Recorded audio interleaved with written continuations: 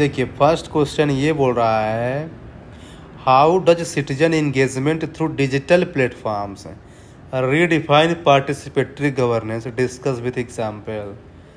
ज़्यादा दिमाग नहीं लगाना है ऐसे क्वेश्चंस में, बस ये करना है कि सीधा सिंपल से स्ट्रेट फॉरवर्ड क्वेश्चन है कि सिटीजन के एंगेजमेंट से क्या है ना, डिजिटल प्लेटफॉर्म के थ्रू कैसे पार्टिसिपेटरी गवर्नेंस बढ़ता है। तो बस 4-5 आपको एग्जाम्पल पता होना चाहिए और उसी पॉइंट को बना लीजिए। ये गवर्नेंस में डाल दीजिए डीबीटी जैम, राइट है ना। हेल्थ में डाल दीजिए CoWIN app, social audit MNREGA monitoring, real time grievances my government portal. ऐसे 4-5 एग्जाम्पल डाल दीजिए, है ना। सीपी ग्राम डाल दीजिए फीडबैक मैकेनिज्म में। फिर सीधे बे फॉरवर्ड में चले जाइए। बहुत लोग चैलेंजेस लिख देंगे, बिल्कुल गलत। सीधे बे फॉरवर्ड डाल दीजिए, फिर कंक्लूजन डाल दीजिए। क्योंकि पार्टिसिपेटरी गवर्नेंस की बात कर रहा है तो यहाँ पे पार्टिसिपेटरी डेमोक्रेसी यूज करना ज़्यादा सही रहेगा। हाँ, विद सबका साथ सबका विकास।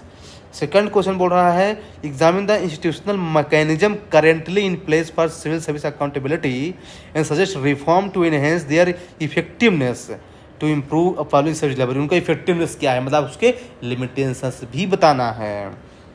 तो देखिए है ना, इसमें बहुत सारे लोग जो ठीक है, एडमिनिस्ट्रेटिव मैकेनिज्म जैसे सीबीसी, लोकपाल है ना, बहुत सारे हैं, आरटीआई है, बेसिकली पार्लियामेंट्री ओवरसाइट है, जुडिशियल रिव्यू है, right, code of civil service rule है ना, कॉन्स्टिट्यूशनल मैकेनिज्म है, बहुत सारे मैकेनिज्म है, अब इनको लिख चलिए।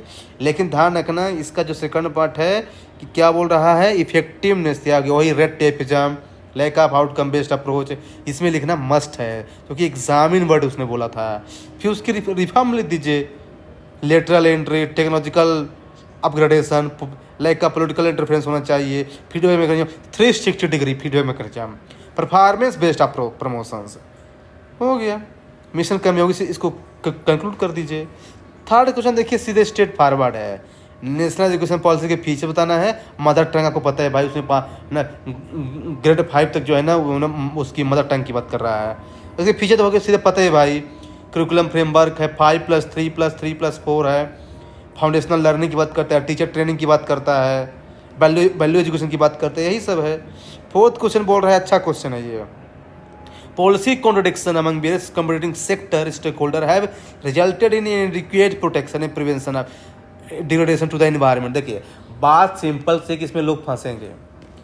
बात पॉलिसी कॉन्ट्रडिक्शन कहाँ कहाँ हो रहा है, सीधे आर्टिकल 21 से इसका इंट्रोडक्शन लिखिए, कहाँ कहाँ हो रहा है। एक तरफ इंडस्ट्रियल ग्रोथ कर रहे हैं, एक तरफ इन्वायरमेंटल डिग्रेडेशन हो रहा है जैसे कोल माइनिंग, एक तरफ हम एग्रीकल्चर को सब्सिडी देते हैं और एक तरफ क्या हो रहा है हमारा